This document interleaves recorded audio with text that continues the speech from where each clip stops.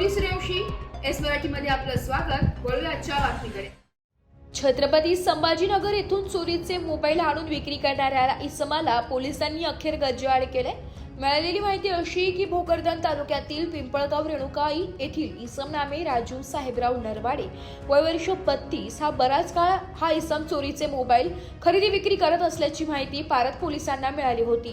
त्यानुसार पारत पोलीस स्टेशनचे सहाय्यक पोलीस निरीक्षक संतोष माने यांनी एक पथक तयार करून पोलीस उपनिरीक्षक व्ही.एस. नेमाने, पोलीस अंमलदार संतोष जाधव, पोलीस अंमलदार गणेश निकम या पथकाने सापळा रचून एकूण 2,64,000 रुपये किमती वेगवेगळ्या कंपनीचे एकूण 18 मोबाईल मिळून आले।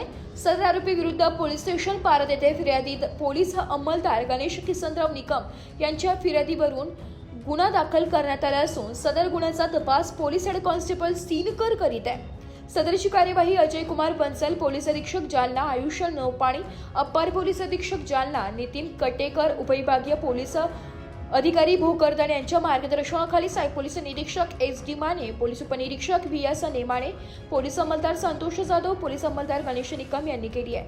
या कारवाईमुळे मोबाईल चोरीच्या गुन्ह्यांना मोठा आळा बसणार असल्याचं पोलिसांनी सांगितलंय। मी ए.पी.आय. संतोष माने, पोलीस स्टेशन पारत आज रोजी पोलीस स्टेशनला हजर असताना माहिती मिळाली की राजू साहेबराव नरवडे वय 32 वर्ष, राहणार पिंपळगाव रेणुकाई हा चोरीचे मोबाईल छत्रपती संभाजीनगर येथे घेऊन गावात विक्री करत आहे अशी माहिती मिळाल्यावरून सदर इसमास आज रोजी माझा पोलीस स्टाफ पी.एस.आय. नेमाने तसेच पी.सी. निकम, पी.सी.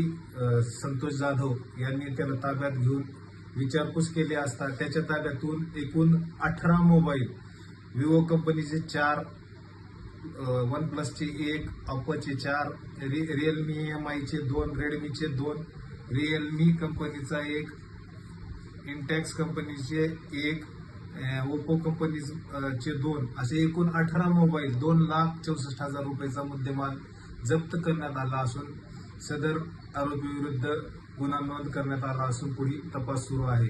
सदर कारवाई माननीय पोलीस अधीक्षक अजय कुमार बन्सल साहेब यांच्या तसेच अप्पर पोलीस अधीक्षक नौपाणी साहेब व एस.डी.पी.ओ. नितीन कटेकर साहेब यांच्या मार्गदर्शनाखाली ए.पी.आय. माने, पी.एस.आय.